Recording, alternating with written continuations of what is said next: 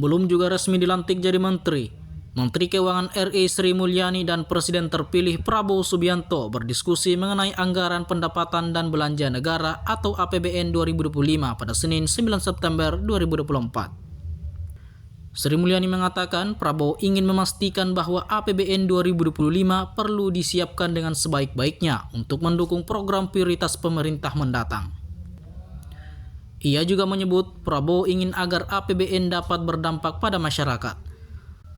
Selain itu, Sri Mulyani membeberkan rencana pembentukan Badan Penerimaan Negara atau BPN dibatalkan.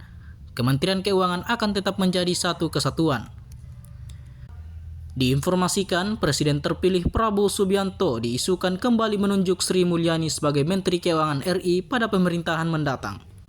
Sebelumnya nama Sri Mulyani juga masuk dalam daftar 47 sosok yang dipanggil Prabowo ke kediamannya Jalan Kartanegara, Jakarta Selatan pada Senin 14 Oktober 2024. 47 tokoh tersebut merupakan calon menteri dan wakil menteri kabinet pemerintahan Prabowo Gibran.